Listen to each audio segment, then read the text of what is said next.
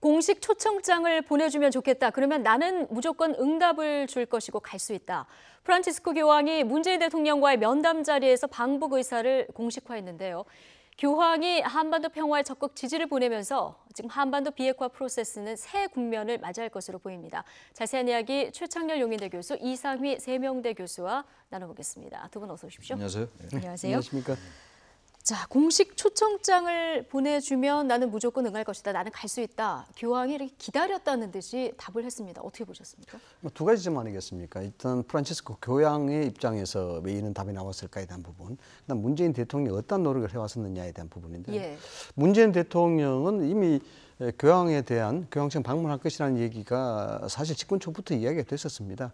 그 당시에 김희중 대주교를 특사로 파견했었죠, 바티칸에. 예. 바티칸의 그 친서를 통해서 여러 가지 얘기가 많이 담겨져 있을 건데, 미로 짐작컨대 아마 그때 남북한의 교류 이런 부분에 대해서 교황청의 역할 이런 것을 주문했지 않았나라는 예. 것이 제 생각입니다. 예. 그런 것이고, 또 알다시피 다 알려졌습니다만은 문재인 대통령과 김정숙 여사가 아주 독실한 크리스찬이기 때문에 천주교와는 정서적 교감이 상당히 있다라는 점, 그 점에 대해서 교황청도 이미 알고 있다는 점, 이런 점들이 좀 긍정적 요인으로 했는 것이고, 무엇보다도 지금 전쟁, 평화 이런 가운데 있어서 종교가 하는 역할은 굉장히 크거든요. 이런 것들이 일종의 갈등의 고리를 푸는 일종의 보완적 형태, 네. 그런 형태가 되는 것이고, 상당히 정서적으로 교감을 시킬 수 있는 명분으로 작용한다라는 점에서 문재인 대통령이 교황청을 방문해서 이러한 것을 노력하는 데에서는 합리적인 이유가 있다, 이렇게 보는 거고요. 그다음에 이제 프란치스코 교황의 입장입니다. 이 부분에 대해서 정말 기다렸다는 듯이 응답했다는 부분, 이 부분은 또 예상이 됐었던 부분이에요. 왜냐하면은 원래만 하더라도 한반도 평화에 대한 부분만 한 10번 정도 언급을 했어요. 예, 꾸준히 메시지를 그렇죠. 내왔었죠. 그렇죠. 2014년 8월 방문 때도 사실상 의미가 있었죠. 뭐냐 그러면은 그 당시에도 한반도 남북은 평화다, 남북은 형제 국가다, 이런 말들을 상당히 많이 했고, 미사에서 명동성당에서 미사를 봤을 때 선물을 받은 것이 휴전선 철조망을 가지고 만든 가시면류관, 인면류관을 받았단 말이죠. 이런 부분을 받았는데, 그 당시 방안에서도 교황청의 역할이 굉장히 주목이 된다라고 이야기했던 것이 한국 방문이 단독 방문이었습니다. 일본이라든가 중국을 거치지 않고 한국만 방문했다 얘기죠. 이건 굉장히 이례적인 것이거든요. 그리고 또 하나 특이할 점은 한국 방문한 당시에 이미 3, 4개월 전에 분단국인 이스라엘과 팔레스타인을 방문했단 말입니다. 이 부분에 있어서 분단, 갈등, 전쟁, 이 부분에 있어서 교황청의 역할을 확실하게 하겠다라는 부분이고, 프란치스코 교황의 개인의 입장으로도 이 부분은 확실하게 어떤 중재의 역할, 평화의 메신저가 되겠다는 역할이 분명히 있었다고 보는 겁니다.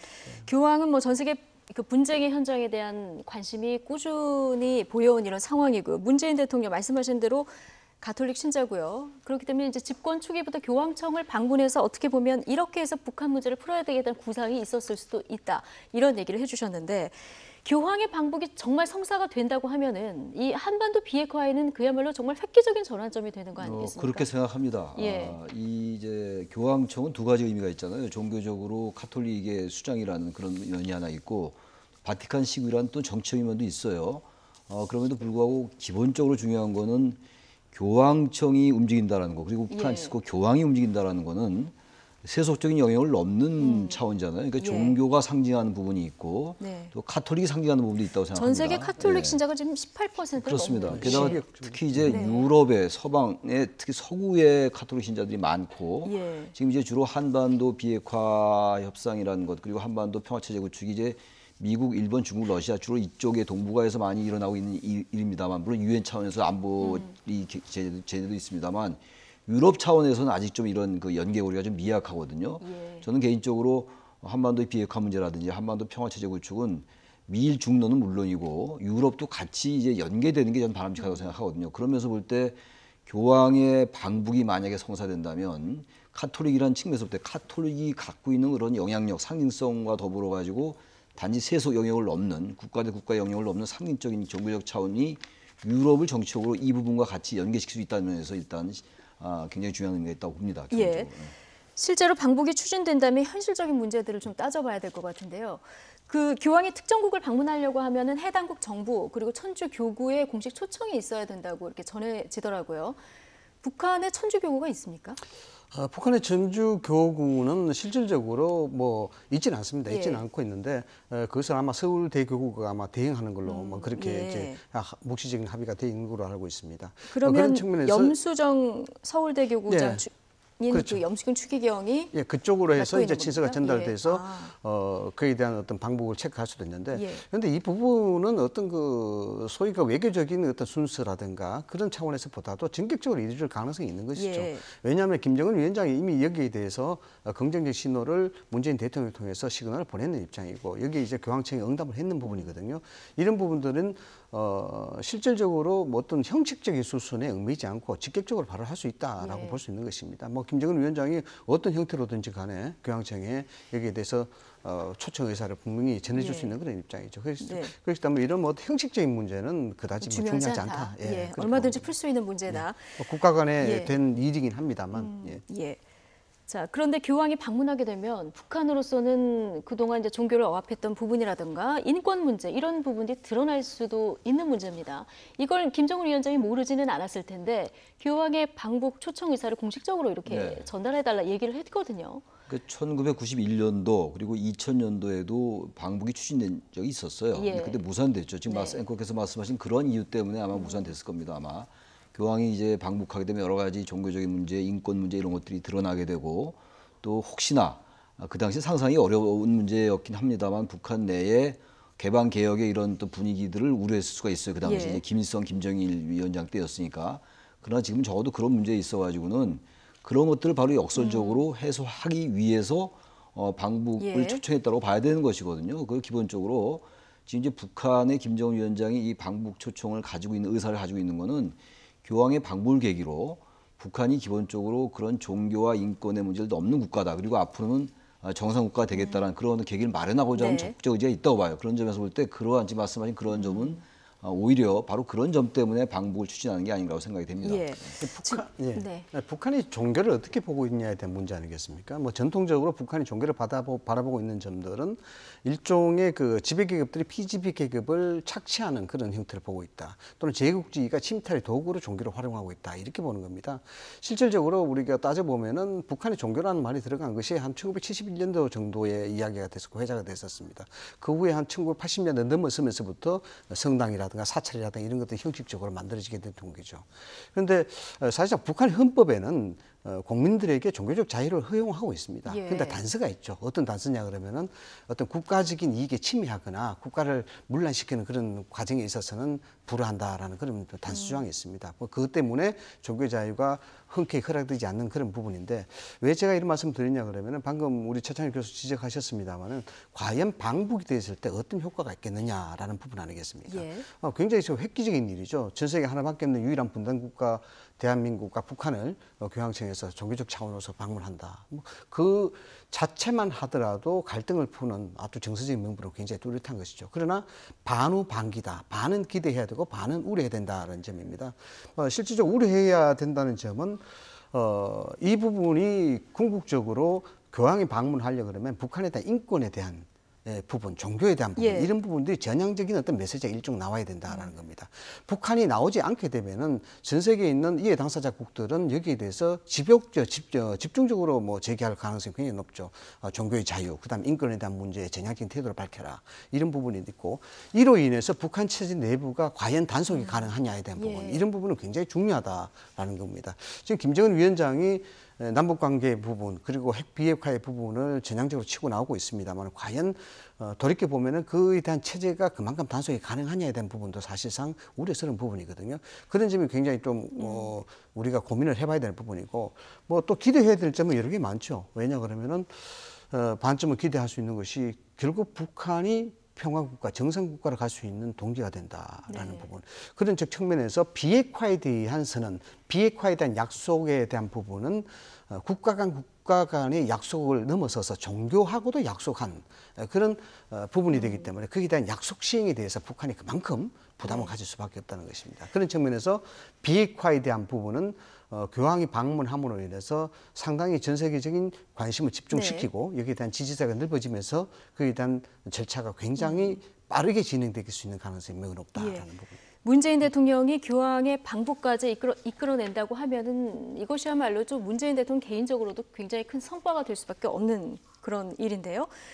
이번 교황청 방문은 뭐 그야말로 파격의 연속이었습니다. 네. 한 국가를 위한 미사를 집전한 것도 특이했고 한국어로 미사를 시작한 부분도 그렇고요.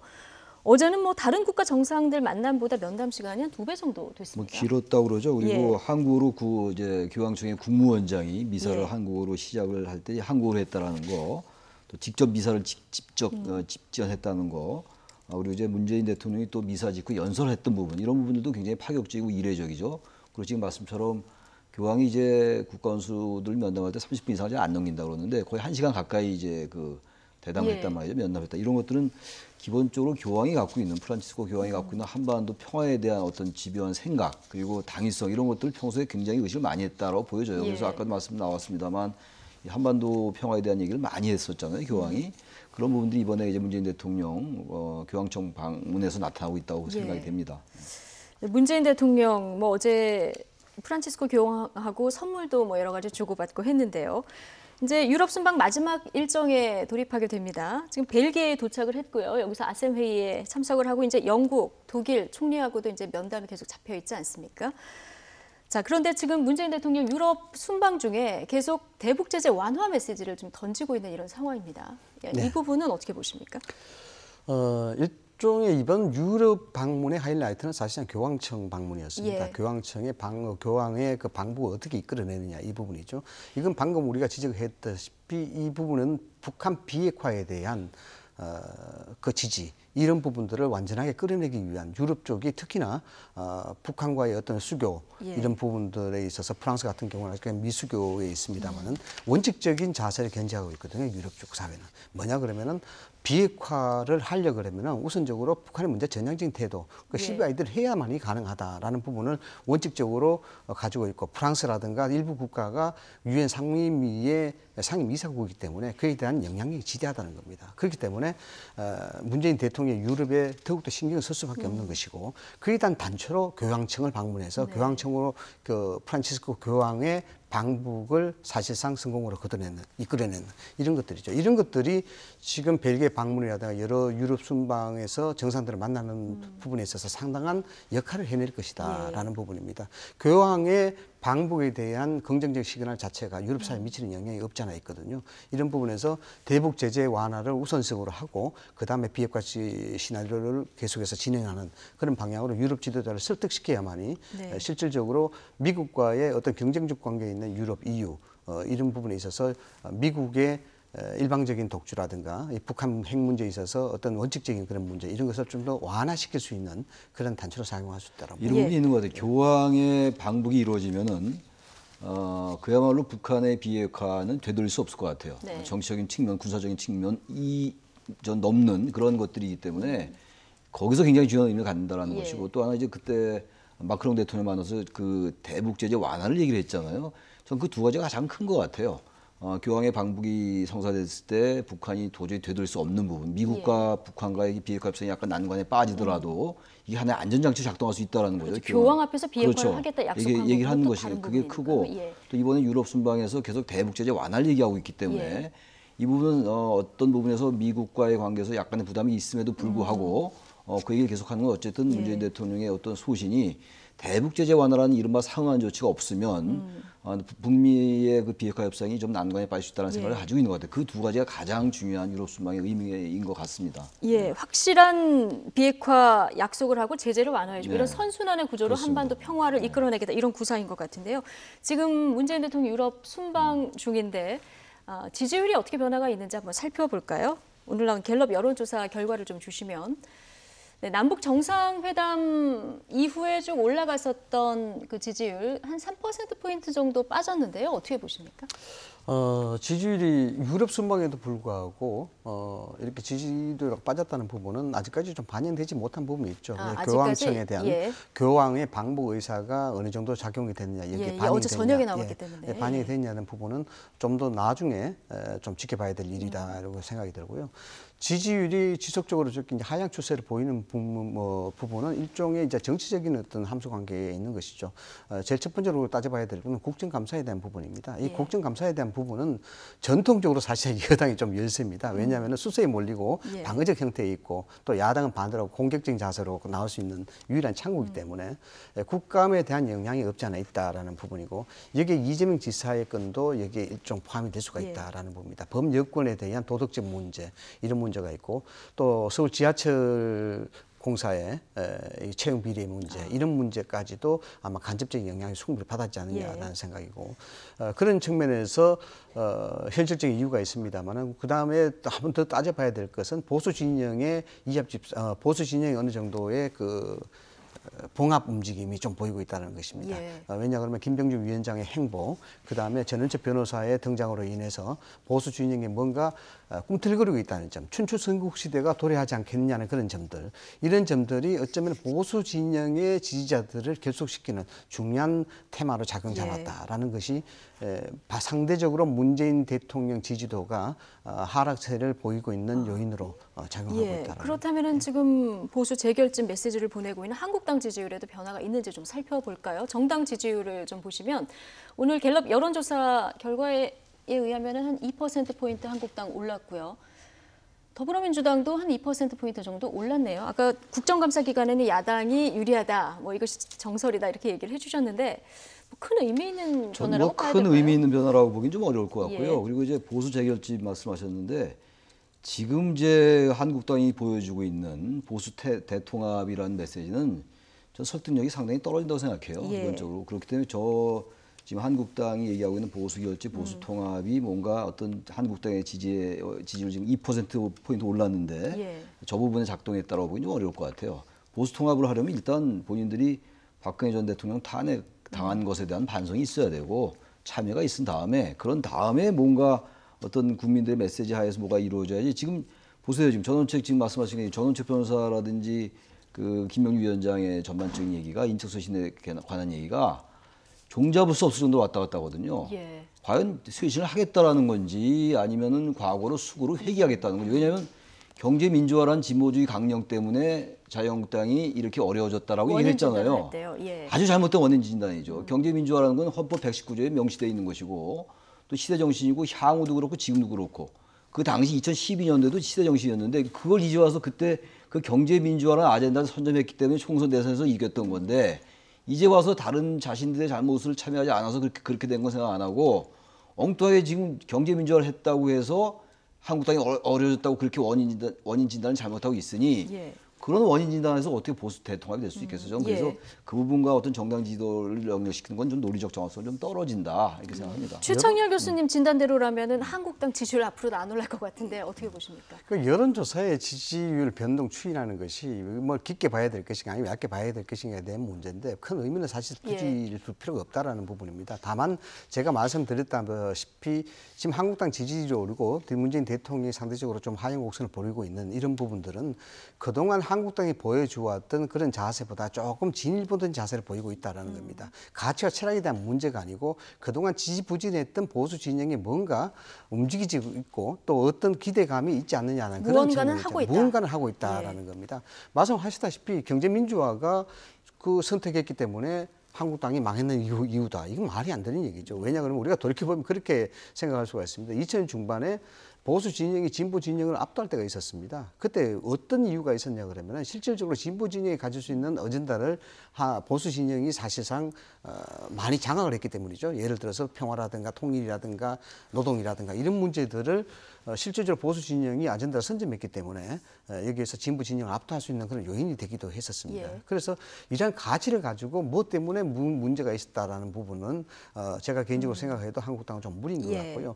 이야기했다시피 지금 반성을 안 했느냐 하지 않았느냐에 대한 등등의 문제가 있습니다만 실질적으로 그것이 어떤 성찰에 대한 기회를 또 그런 감동을 지지자들한테 주지 못하는 건 사실이죠.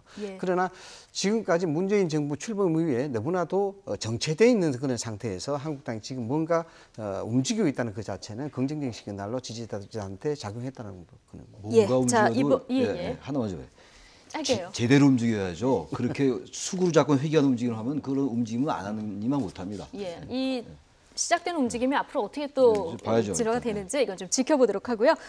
반환점을 둔 국정감사 이야기로 좀 넘어가 보겠습니다. 오늘 가장 주목되는 국감 역시 이재명 경기도지사가 나온 경기도 지금 국정감사인데요.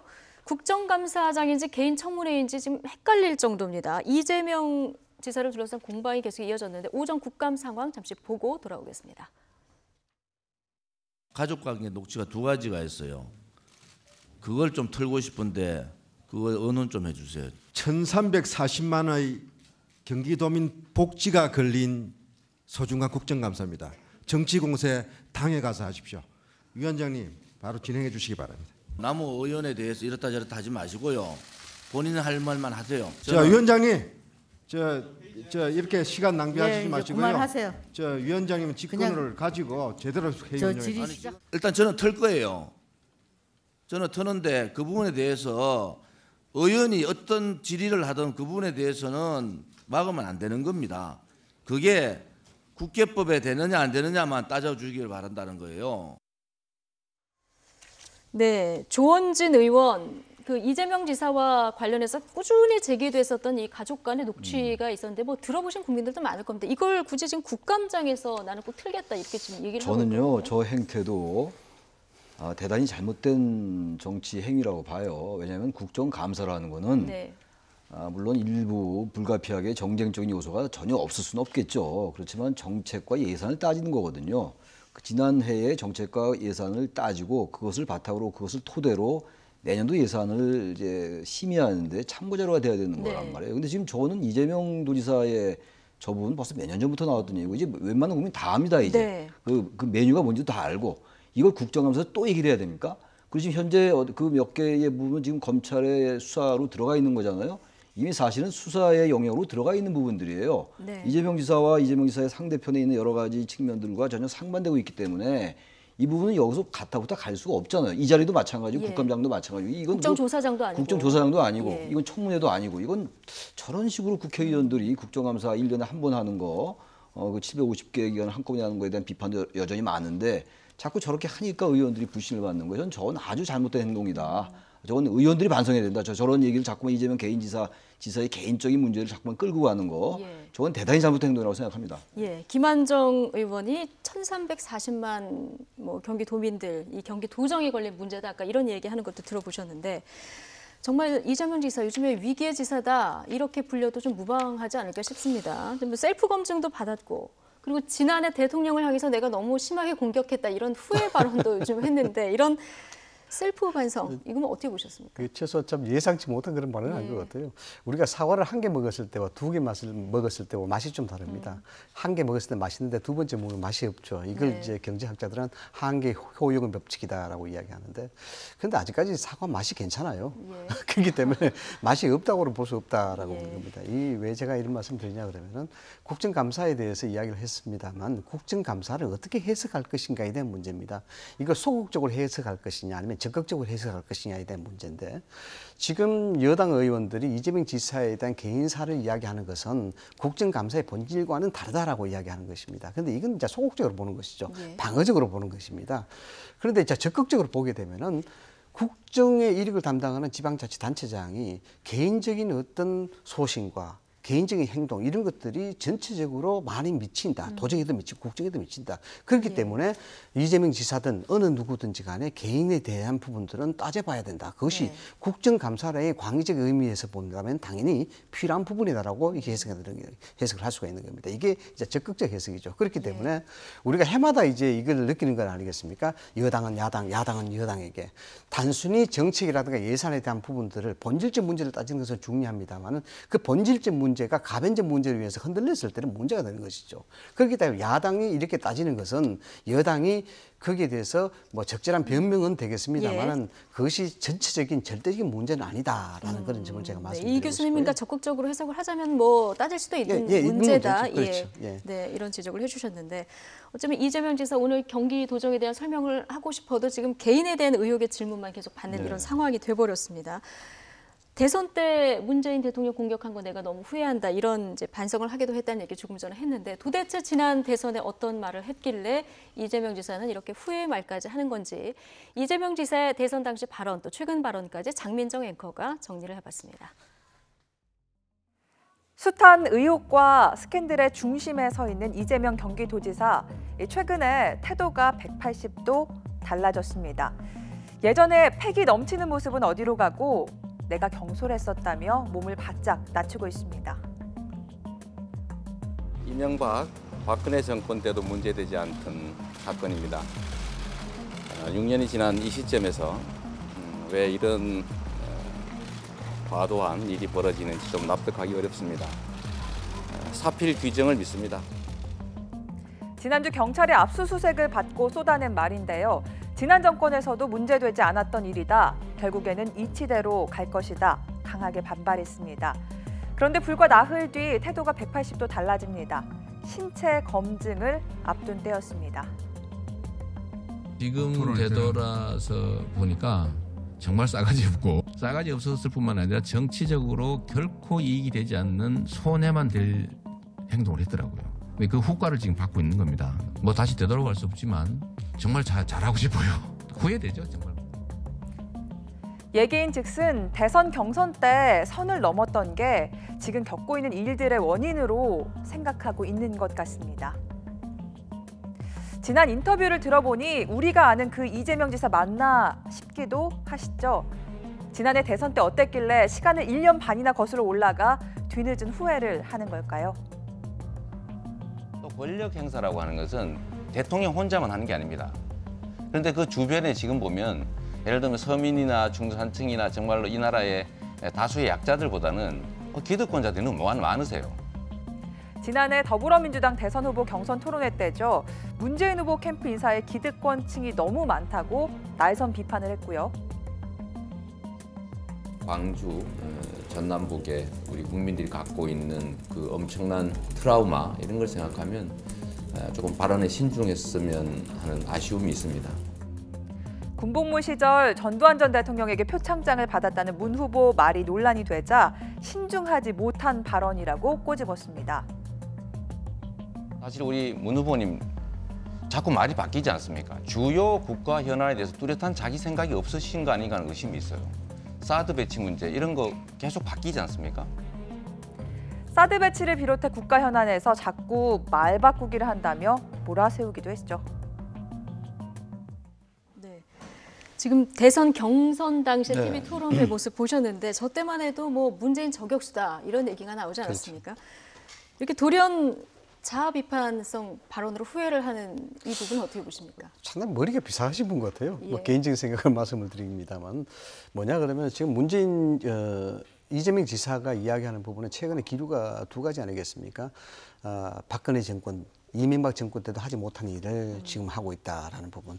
그 엄혹한 시기에도 하지 않았던 일인데 지금 뭔가 압력을 받고 있다는 정치적 압박, 정치적 업무 뭐 이런 것을 이야기하는 것이고 예. 또 오늘은 최근에는 이제 사필 기정이다라고 했는 것이고 지난 대선 때 일을 사실상 사과하는 듯한 이런 예. 얘기입니다. 그런데 이 두 얘기를 묶어보면요, 이 지금 작금에 나타난 자기 신변에 대한 여러 가지 얘기들은 정치적 업무로 인해서 미치는 영향이 더 크다라고 이야기하는 것입니다. 예. 반성의 모드를 가지고 있지만 따지고 보면은 이 반성 자체가 결국 지금 이렇게 내가 핍박받고 있는 그 이유 자체는 지금 현재 정치적인 어떤 조직적 힘에 의해서 내가 매도당하고 있다라는 것을 구체적으로 그대로 얘기하면 문재인 대통령이 지지자로부터 공격을 그렇죠. 받아서 공격을 이런 당하고 일이 있다. 이런 부분을 있다. 이야기하는 거거든요. 예. 그래서 이게 사과의 표현, 반성의 표현으로 가지고 있습니다만은 이런 점에서 이 지금 작금의 상황 자체는 본인의 개인적인 비리, 부도덕성의 문제가 아니고 정치적 예. 희생양이다라는 것을 강조하는 것이죠. 거꾸로 해석하면 이런 메시지를 줄 수도 있기 그렇죠. 때문에 충분히 가능한 예. 메시지죠. 충분히. 그렇다면 이재명 지사 이런 뒤늦은 후회가 그러면 뭐 친문 지지자들의 마음을 돌릴 수 있을까? 이 부분을 좀 생각해 봐야 될 것 같은데. 친문 지지자들 때문에 이런 일이 벌어졌다고 우리가 단정할 수는 없는 예. 것이고 단지 이제 이재명 지사의 저런 발언을 그렇게 유추해석하는 거잖아요. 근데 지금 제가 아까도 말씀드린 것처럼 이재명 지사에게 제기되는 의혹이 몇 가지가 있잖아요. 그 배우와의 스캔들, 뭐 형 그 강제 입원한 거, 예. 뭐 어느 해경군 김 씨 얘기도 예. 있고 여러 가지가 있는데 그밖에 또 무슨 방송사에서 나왔던 것도 하나 있고 예. 말이죠. 근데 이런 부분들이 완전히 그 상반된 주장하에 있기 때문에 이걸 가지고 계속 정치적인 해석을 하고 또 국감장에서 야당 의원들이 정치 공세 뭐 아까 뭐 우리 이 교수님은 이제 뭐 적극적 해석 그래서 그게 뭐 적극적 해석 소극적 해석이 어디 헌법에 나온 얘기인지 잘 모르겠는데 저는 아무튼 그 국정감사에서 저는 그런 거는 네. 바람직하지 않고 워낙 얘기 많이 나왔던 것이기 때문에 네. 아까 김한정 의원 말씀 따나 1,300만의 도민들의 전 기본권이 침해되고 있다고 생각해요. 왜냐하면 어쨌든 그 의혹이 제기되어 있는 상황 속에서 경기도지사 선거를 치렀고 선출된 그 도지사란 말이에요. 그렇다면 제기되는 의혹은 당연히 이제 밝혀야 되겠죠. 사실관계를. 근데 그건 제가 아까도 말씀드린 것처럼 수사 영역으로 들어가 있어요. 근데 언제까지 의원들이 저걸 갖다 밝히겠다는 겁니까? 그럼 차라리 국정조사를 따로 하든가 그래야죠. 국정감사장에서 이 시간도 없는데 경기도가 1,300만이에요. 얼마나 많은 현안도 있어요. 정치, 경제, 사회, 문화. 그리고 북한과의 어떤 교류도 굉장히 경기도 지역이 접경 지역이기 때문에 여러 가지 제기할 게 많단 말이에요. 근데 이걸 초두부터 녹취록을 틀겠다? 완전히 정쟁으로 가겠다라는 거죠. 그걸 녹취록 틀어도 이것과 그 사실관계를 증명할 수 있으면 그거 아니거든요. 그러니까 이거는 좀 더 의원들이 특히 저 제1야당 의원들 뭐 전체적으로 야당 의원들 중에서 특히 제1야당 의원들이 이제 좀 그만하고 나중에 또 밝힐 기회가 있을 거예요. 네. 국감에서 참 저렇게 하면 어떡합니까? 국감장에서는 경기도의 국정만 좀 감사를 하고 그리고 경기도가 국가로부터 예. 보정을 받기 때문에 예. 그걸 당연히 따져야 되는 거예요. 예, 국민의 이건 세금이 들어가고 있기 의원들의 때문에. 의무다. 예, 예, 그럼요. 의무를 다하고 개인 의혹은 또 개인 의혹대로 따로 다른 자리에서 이제 밝히는 것이 옳겠다 이런 얘기를 해주셨는데 현재 지금 법사위의 국감도 계속해서 관심을 받고 있습니다. 오늘은 서울중앙지검 2년째 윤석열 지검장이 국감장에 오늘 또 나왔는데요. 자, 오늘 인사말에서 고 노회찬 의원에게 애도를 표하면서 시작했습니다. 들어보시겠습니다. 심심한 애도를 표합니다. 서민과 약자의 편에서 정의로운 사회를 만들기 위해 노력하셨던 의원님의 뜻을 마음에 새기고 최근 50년 가까이 해로하신 사모님을 떠나보내신 박주현 위원님의 슬픔에도 진심으로 위로의 말씀을 올립니다. 네, 배우자를 잃은 박지원 의원에게도 이제 위로의 말씀을 전한다 이런 얘기를 했는데 지금 노회찬 의원에 대해서 애도를 표한다는 얘기를 이제 처음에 하지 않았습니까? 네. 예전에 보면은 생전에 뭔가 개인적인 인연이라기보다는 둘이 이렇게 감정적으로 주고받는 이런 묘한 느낌이 있었는데 박영수 특검이 수사팀장으로 이제 윤석열 그 검사를 지목을 했을 때 참 좋은 소식이다 이런 글을 또 노회찬 의원이 남기기도 했었거든요. 네, 그렇죠. 그 말씀 드리기 전에 이제 적극적 예. 해석에 대해서 한 말씀만 더 보태고 다시 들어가자면요. 돌아가야 됩니까? 아니요. 뭐 짧게 네. 이 말씀을 드리자면 예. 뭐 윤석열 총장이 지금 했으니 고 노회찬 의원에게 애도를 표현했듯이 국감장에서 여러 가지 정치적 의사가 필요합니다. 또 표현할 수도 있는 부분이거든요. 예. 꼭 정책과 예산만 따지는 것이 아니고 여러 가지 상황에 대해서 이슈에 대해서 개인적인 정치인으로서 이야기도 할 수 있는 부분이고 또한 여기에 대해서 여러 가지 주체 세력들에 대한 잘못된 부분들을 이야기할 수 있는 것이 바로 국감장입니다. 그래서 너무 좀 한정적으로 보실 필요는 없다라는 말씀을 제가 드리는 것이고 윤석열 검사장, 서울지검장에 대한 부분들은 방금 이야기했듯이 노회찬 의원이 굉장히 참 좋은 소식이다 해서 여기 이제 환영 의사를 밝히는 거죠. 환영 의사를 밝혔고 지난 아마 작년 국감장이었을 겁니다. 노회찬 의원이 백남기 사건에 대해서 검찰이 고의로 수사를 지연하고 있지 않느냐라고 해서 윤석열 지검장이 실책을 했습니다. 실책을 했었는데 당시에 여기에 대해서도 윤석열 지검장이 아주 편하게 좀 받아들였어요. 그래서 국민들한테 죄송하다라고 해서 두 사람의 관계는 그 당시에 어떤 국회의원과 피감기관에 대한 그런 관계라기보다도 정치적으로 뭔가 신뢰한 듯한 그런 분위기의 형성이 됐다라는 점에서 이제 두 분의 관계를 이야기할 수가 있고 예전부터 어떤 개인적인 인연이라고 있었던가 이런 부분에 대해서 제가 아직까지 들은 바가 없고요. 아마 좀 이례적으로 국감장에서 노회찬 의원이 2년 동안 법사위로 일했는데 여기에 대해서 애도를 습한다. 더군다나 노회찬 의원이 갖고 있었던 어떤 가치와 철학 이 부분에 대해서도 이야기했단 말이죠. 서민과 약자를 위해서 노력하신 그런 부분에 대해서 제가 끝까지 그런 것을 배우겠다라는 어떤 형태의 이야기했다는 것은 단순한 어떤 그런 개인적 관계를 넘어서서 노회찬 의원에게 정말 진심에서 우러나오는 그런 애도의 감정을 표현할 그런 것이 아니었나 이렇게 생각을 합니다. 지금 검찰의 국정감사 관련해서는 사법농단 워낙 큰 부분이기 때문에 이 부분에 대한 또 이야기. 한국당에서는 또 심재철 의원 압수수색이 있었기 때문에 이 부분에 대해서 또 이제 질의를 예상하고 있기 때문에 여야 공이 뭐 파상 공세가 예상되는 이런 상황입니다.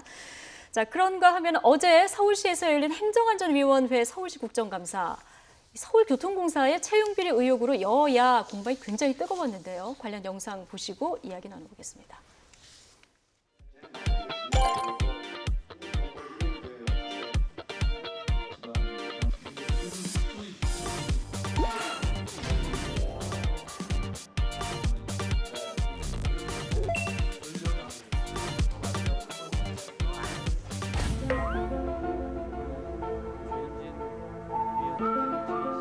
지금 자유한국당 의원님들 8분 중에 지금 발언 안 하신 분 한 분만 여기 계시고 나머지는 지금 다 나가셨습니다.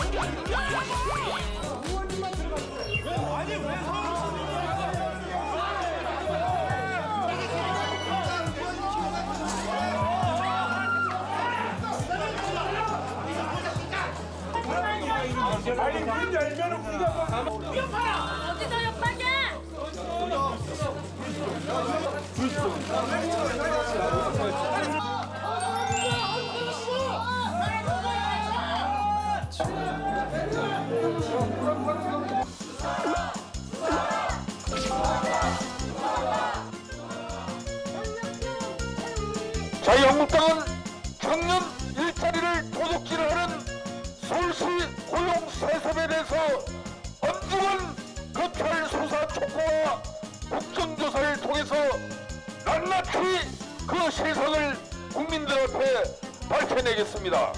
서울시에 대해서 따질 게 있다면 자유한국당 위원님들이 8분이 계시니까 그분들로 하여금 따지시고 지금까지 국정감사 지금 잘 되고 있었습니다. 그러나 지금 국정감사가 이루어지고 있는 이 상황에서 지금 우리 서울시 청사를 진입을 지금 시도하고 있다 이겁니다.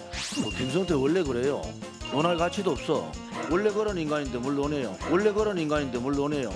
자, 질문하겠습니다. 네.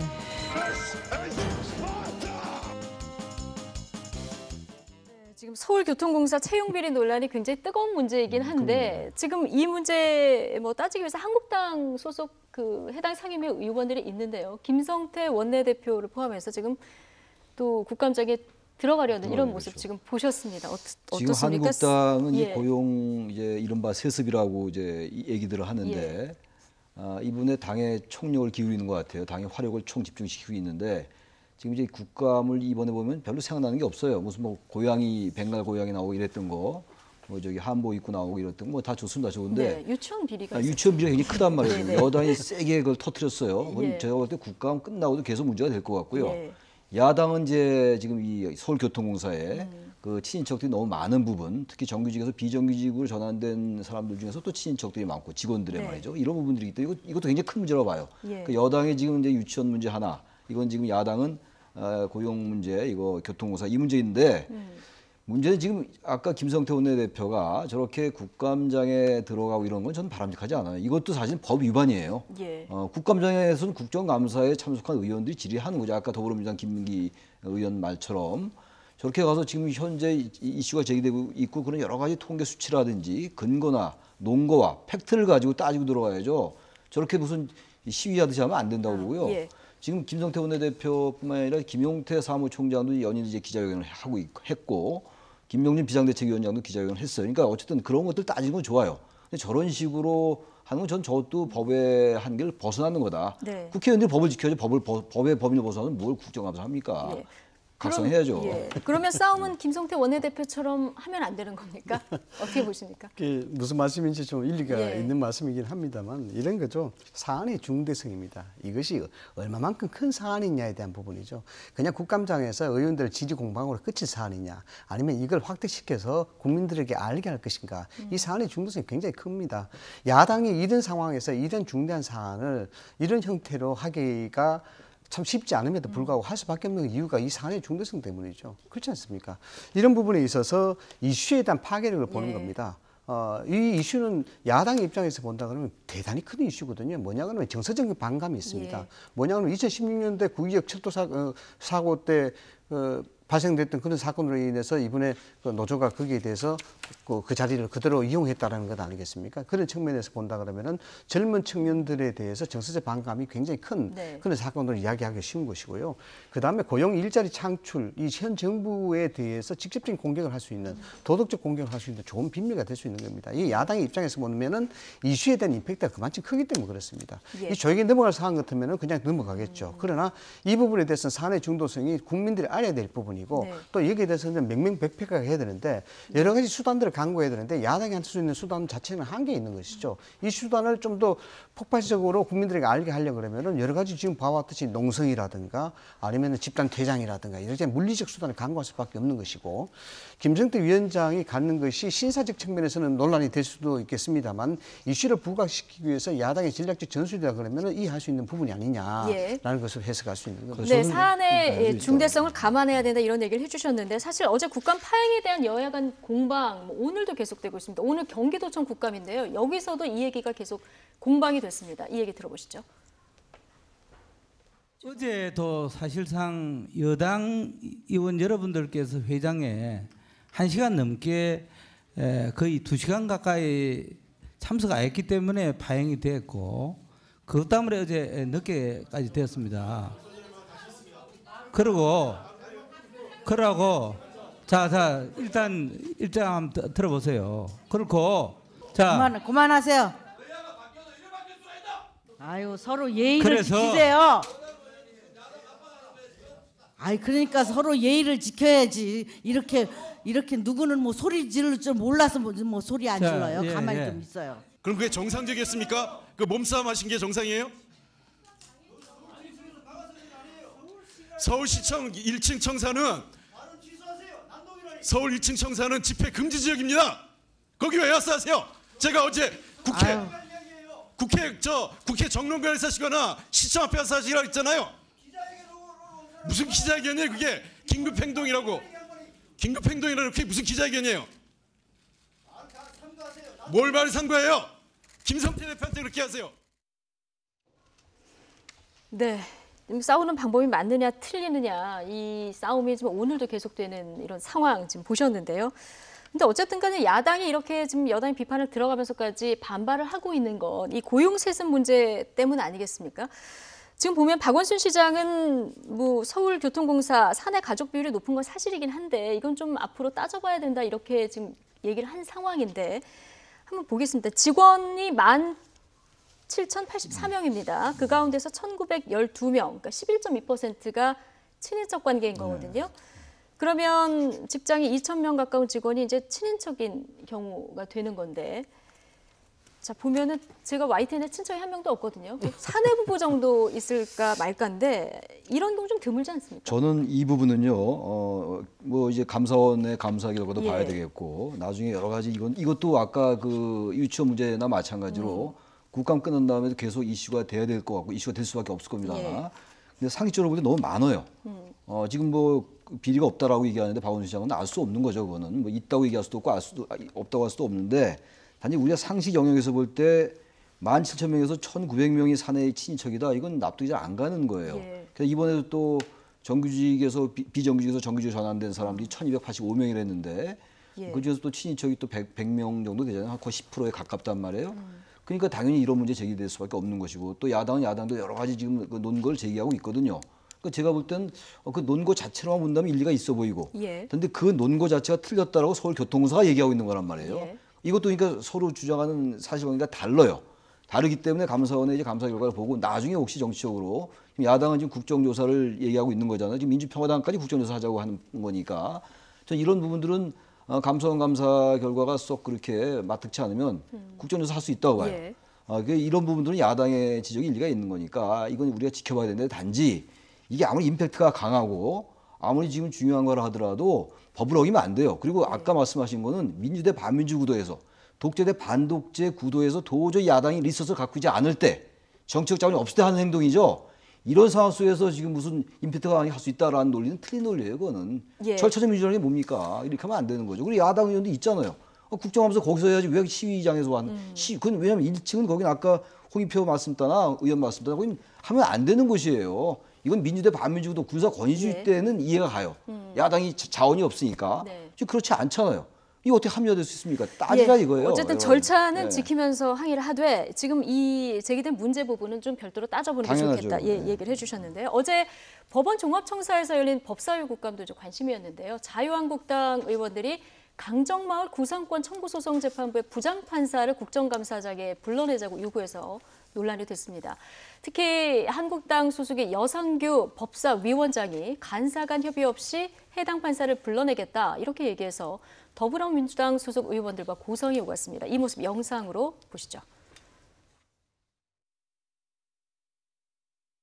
재판 외적인 사항들에 대한 질의는 허용하도록 하겠습니다.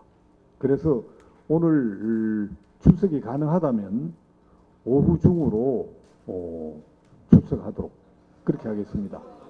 예. 여기서 지금 재판을 하고 있는데 위원장님이 결정 권한이 아무도 없는 재판과 관련된 사항은 아니지만 절차적인 부분에서는 허용하겠다는 것은 재판장일 때 어떻게 할지는 모르겠지만 위원장의 권한이 아닙니다. 의사진행권은 내한테 있어요. 처음부터 제가 막 감췄습니까? 누가 말이 되는지는 내가 판단하는 거예요. 싸움은 정말 진짜 심하네.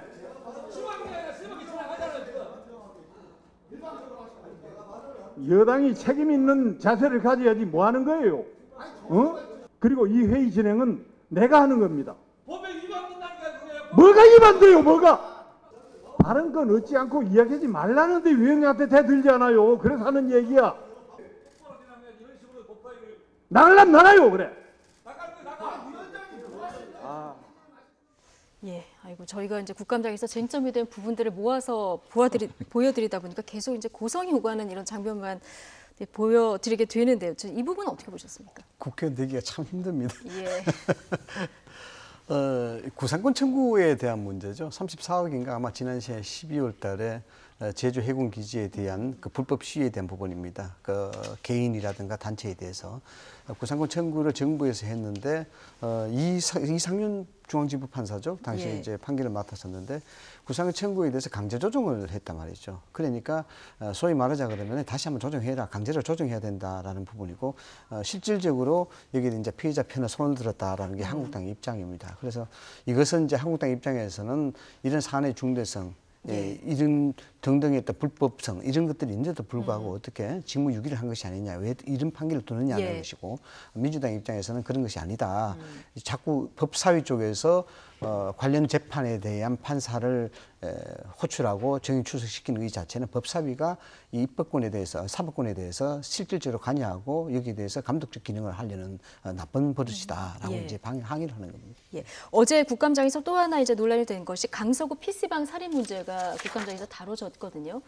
지금 어제 나왔던 얘기를 보면은 경찰의 초동 대처에 좀 문제가 있었다 이런 얘기가 나왔습니다. 그러니까 피해자가 경찰이 1차 출동했을 때 내가 신변의 위협을 느낀다 이 얘기를 했는데 경찰이 갔다는 거거든요. 이 초동 대처에 좀 문제가 있었던 문제가 좀 있었던 것 같아요. 예. 그러고 난 다음에 사건이 벌어졌기 때문에 네. 그 동영상도 좀 이렇게 제가 봤는데 지금 이런 비판도 전 나름 뭐 일리가 있는 비판인 것 같아요. 경찰이 이제 출동을 했었는데 예. 그 사건을 완전히 이제 그 신고받은 사건을 완전히 해결하지 못하고 그냥 간사이에 일이 벌어졌기 때문에 이런 부분이 제기될 수밖에 없는 거죠. 지금 또 하나가 이제 그 피의자가 심신이 미약한 상태다라는 얘기가 예. 나오고 있는데 여기에 대해서 지금 청와대 청원이 지금 많이 올라오고 있잖아요. 예. 지금 30만 명이 넘었습니다. 심신 미약하다는 이유로 또 뭐 감형되는 거 아니냐. 과거에 그런 얘기가 좀 있었거든요. 예, 조두순 사건도 예. 그랬고. 예. 그래서 그런 것들이 요 지금 이 사건에 지금 국감에서 얘기되고 있는 그 문제들입니다. 예. 네. 그러니까 사람이 죽었는데 네. 심신미약이 면죄부가 되면 안 된다. 이런 국민들의 정서는 계속 있는 것 같고 이 그렇습니다. 문제가 있다면 앞으로 관련 법들도 좀 손을 봐야 될 것 같아요. 봐야 네. 될 것 같은 이런 생각이 듭니다. 최창일 용인대 교수 그리고 이상휘 세명대 교수와 오늘 이야기 나눠봤습니다. 고맙습니다.